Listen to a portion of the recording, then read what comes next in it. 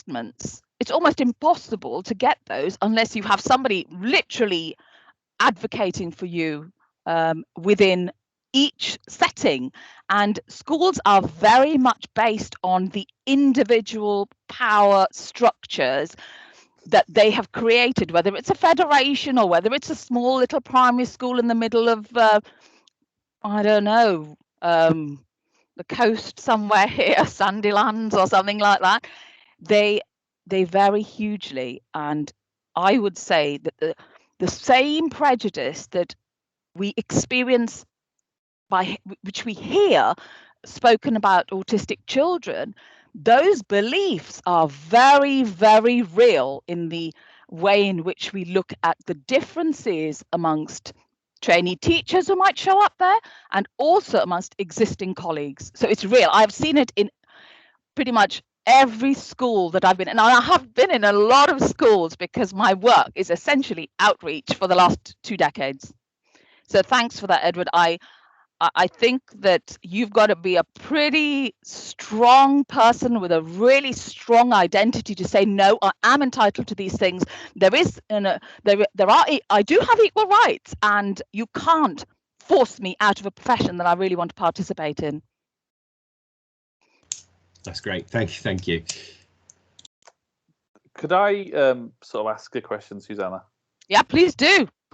So this is sort of from my own experience. So I just wanted to get your thoughts on it. That historically, so before I was sort of was told I was autistic, I had some ideas, but increasingly since being knowing that I am autistic, one of the things that I've kind of always thought back on is how many sort of training sessions I've been to where external speakers have come in who aren't autistic but are talking about autism. And do you think that's something that could be an maybe not exciting, but something that could be a really positive part of your work in terms of not just the day-to-day teaching side, but also what autistic teachers can do for other staff and colleagues? Absolutely. When I, in many ways, as such a fresh autistic diagnosis, I still feel I've got huge kind of fraud things going on in my own head. Firstly, as a woman. Secondly, as, oh, are you really autistic? Well, I know, not that autistic, are you? You still get a lot of that. You do. And so if you stand up in front of other people and say, I'm autistic, and I'm giving you a perspective of what it's like to live as a me, please ask me your questions rather than, oh, I don't know what this is going to be like. You know, are you deficient? Are you being yourself at the moment? And the whole thing about masking, I have masked all my life. So really, in a way, other typical neurotypicals have no idea of the full extent to which the stresses exist in an autistic colleague. And not just teaching professionals. I think this is one of the reasons why Dr. Rebecca Wood's work is so interesting, is that it looks at all school staff. You could be the caretaker, you could be a TA. A lot of autistic teachers end up being TAs because they can't put up with the stress. So they come back and in the classroom. So I think that speaking about it does require a lot of experience and confidence, because the risk of being shot down is very high. You know, literally, what do you? I know what it's like. I've got my nephew's autistic. You know, you don't look like him.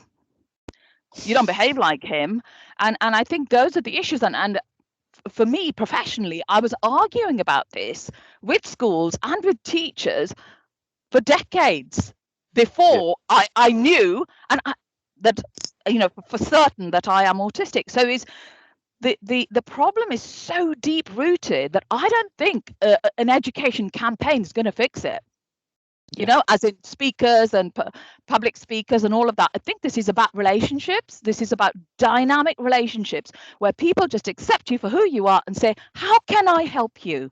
How can I make this place a better environment for all of us, not just the typicals, not just the, you know, the high flyers or whatever. So I don't know if that answers your question, Dan, but I feel that there's so much relational potential here, because the assumption is that you don't have any empathy, there's something really wrong with you, you can't parent. Here's another thing. Oh, this boy's mother's autistic, or her father, well, you know, what's that like for them? Autistic parenting can be seen in very, very different ways, rather than deficit. We keep going back to the deficit model, and I'm really I think for me that's a social justice issue, just like you have raised several in your sphere, is that there are huge social justice issues with the whole acceptance of autistic people as people in their own right, with views and opinions and patterns and habits that are valid. So I don't know. Did you have anything?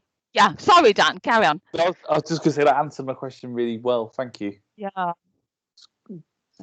As you can probably can I ask just one question? Do you really think that the schools can change in terms of their treatment of autistic teachers without teacher training changing? Surely it really needs to come from them, so that you know, the teachers come out understanding, and the autistic potential student is facilitated in the process of training. Yes. Now there's several threads to what you've asked, Janet, because when you look at autistic teachers, if you just search online for autistic teachers, you get answers for what autistic children need. Those are the hits. You're not getting information with like, hey, I'm an autistic teacher, this is what my experiences are. No. And so I have a huge sense of sadness. I have a huge sense of sadness for the young people who might hugely benefit from having autistic teachers. Yes. And a teacher saying, hi, I'm Mrs. Marthan or whatever, and I'm autistic. And the kids go, oh my gosh, how wonderful. Yay. Somebody that I can possibly relate to, even though she's off the wall, wacky, whatever. But I think that the issues of inequality are not just things you can fix in education. They have got to come from within, where we accept each other as human beings, as different people, not broken, not faulty, just valid 100% and worthwhile and worthy 100% as you are. Absolutely, I couldn't agree more. Fantastic.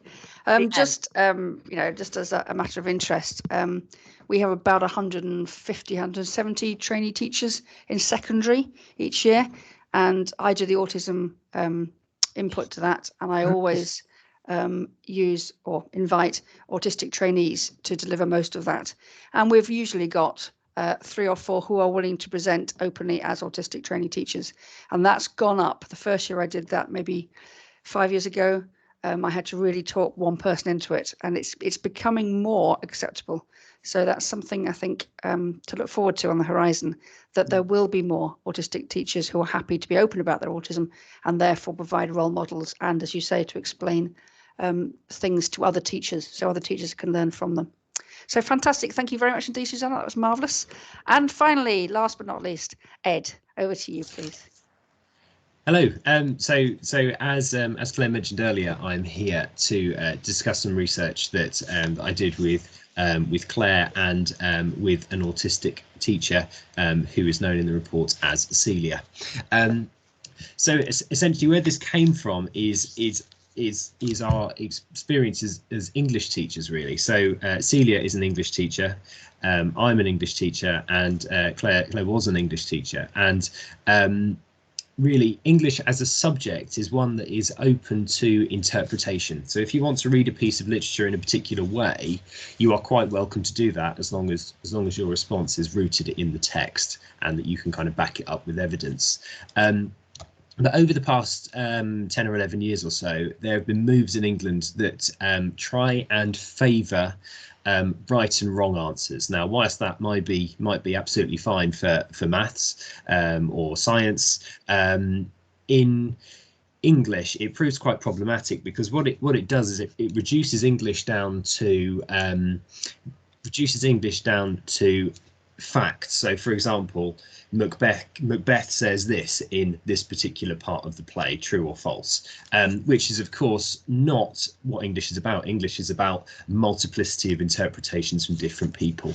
And what this has inevitably led to is a perceived right way of reading the text, so that teachers might teach a particular way of reading the text, which in English is quite difficult when actually English as a subject is open to interpretation and individual interpretation.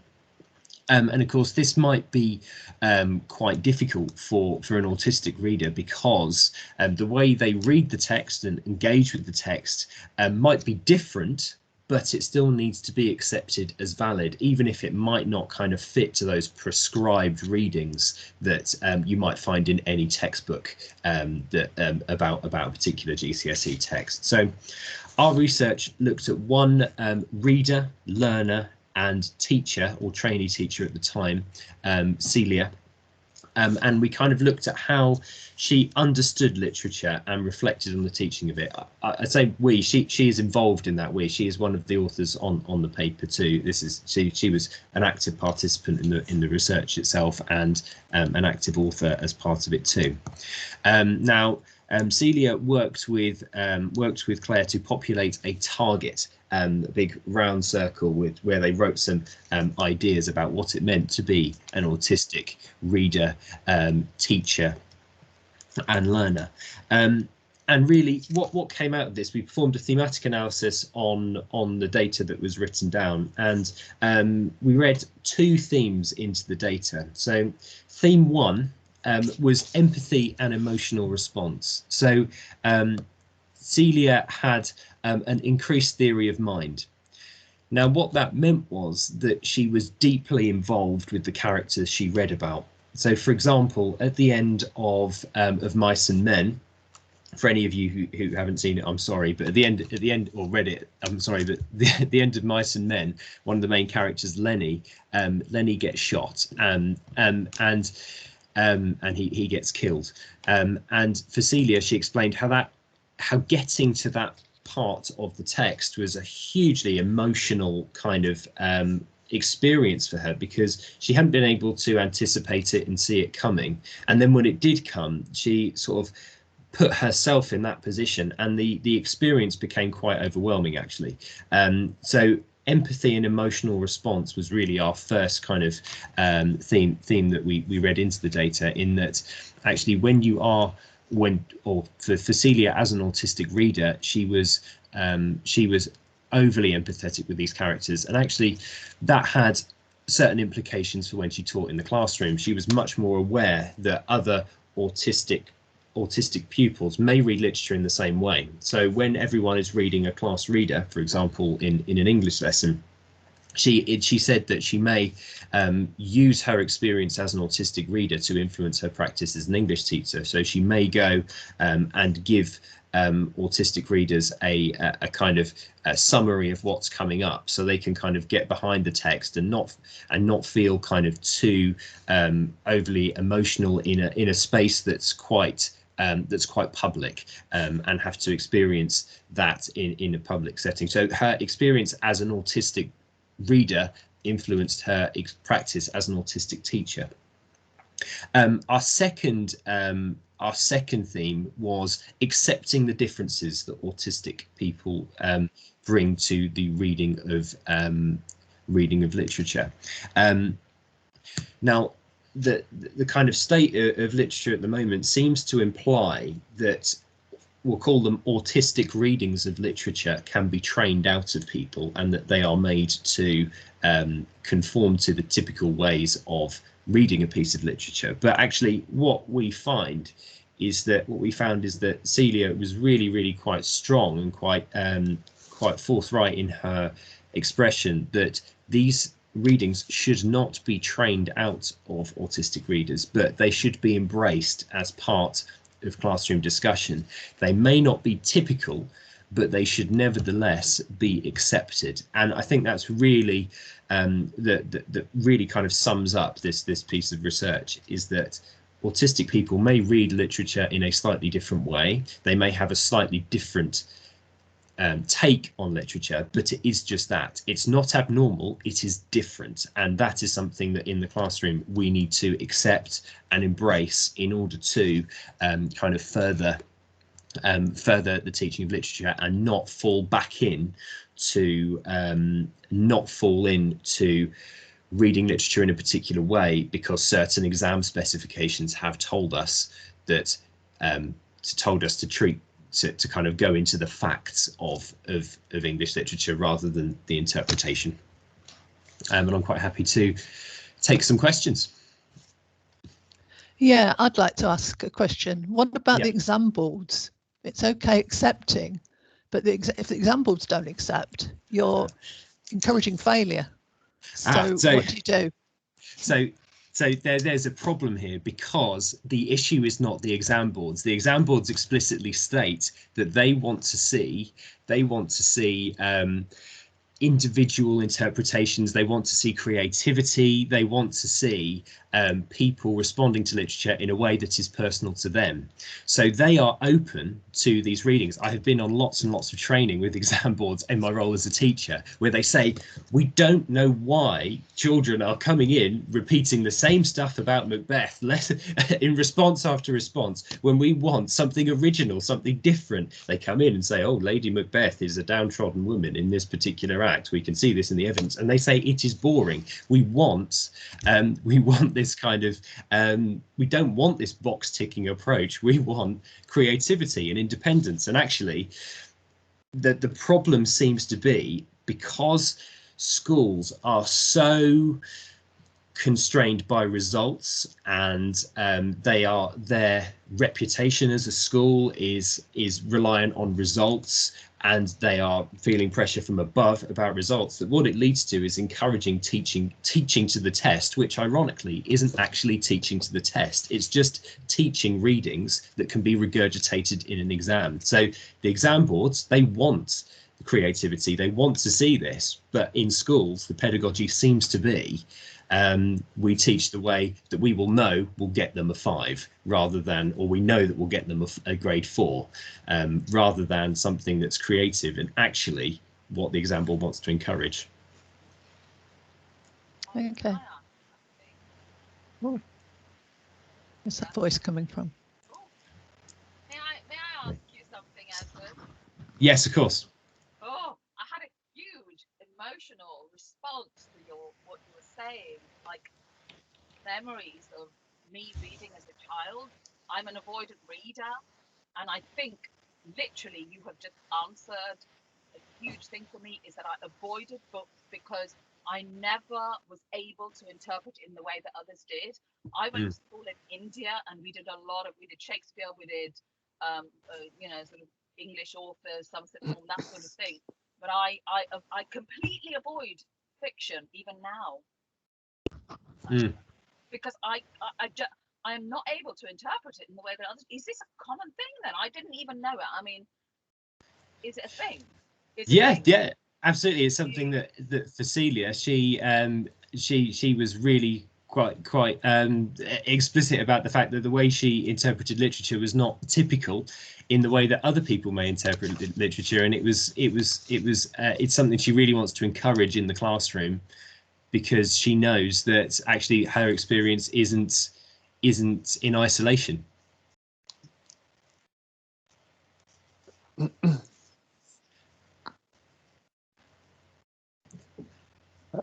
Could I add, just to add to that, I found it really interesting, because one of the things I can never get my head around is, and I'll use Of Mice and Men because probably everyone studied it, but I always struggle to get over the hurdle that at no point can I see John Steinbeck sitting down thinking, I'm going to write this story with this imagery so that in 70, 80, 90 years time people can interpret it in that way. So I always struggle to get my head around that. Why is it not? It's not just a story. Why do we look for these kind of things? And that's probably just my own experience.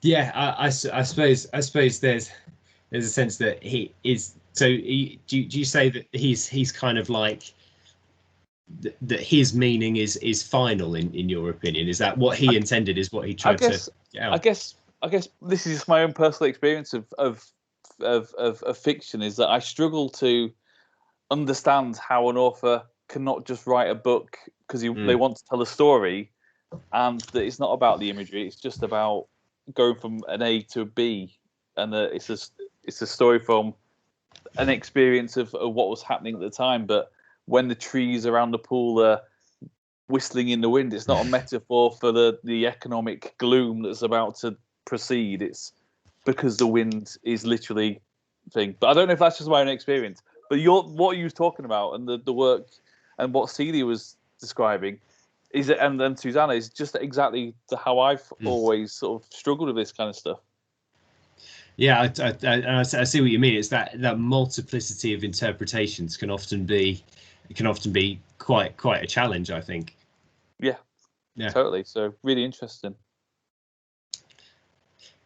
And if there's nothing else, I think that's probably my time. Brilliant. Up. Thank you very much, and perfectly to time.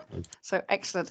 Thank you, all of you. Just on that last one, I was very interested in that research we did, Ed, about Celia's theory of mind, because there is, as we know, out there, opinion that people who are autistic may lack theory of mind or have diminished theory of mind. And I think it was very clear in what she was saying that this was a different regulation of theory of mind.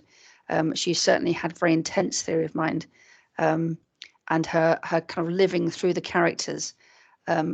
She was able to give us a really clear snapshot of how burningly bright those characters were for her when she was living through them. And I think quite often autistic people choose not to read fiction, Susanna, because it's kind of like such an intense experience. And as you say, Dan, sometimes you're reading the story, and then somebody's coming in and saying, yes, but this stands for something else, and you're going, but not for me, it doesn't. And that acceptance of different readings, I think, is really, really important. I think everybody today has had a snapshot of what an extremely privileged person I am, because I am extraordinarily interested in autism, of course, and I get to spend time with these lovely people discussing their research, and they call it work. You know, this is by far the best and brightest part of my job, is the chance just to sit around and talk about these things. And it's been lovely this morning. You've only had 15 minutes each of you, but at least we've had a little snippet of a taste of the wonderful work you're doing. So thank you very, very much indeed. Kay, I think we've got the opportunity now. We should have about half an hour, finishing on time, for people to go into breakout rooms and to have a chance to discuss these things. So over to you. But thank you very, very much, all four of you. Thank you. Yes, thank you very much, and thank you to you, Claire, as well. So that was fantastic. I'm really sorry, we have had a few IT problems as we've gone along this morning. Apologies for those. Hopefully it hasn't interfered with the morning too much. What we're aiming to do now is to put people into breakout groups so that you can have some discussions amongst yourselves. We will just go for one breakout group for the rest of the session, rather than kind of keep mixing people up. But if you'd like to stay for them, then that would be great. Can I just ask, Claire, are you recording? Could you stop the recording now, please? So we don't want to record the breakout groups. I didn't start the recording. Was that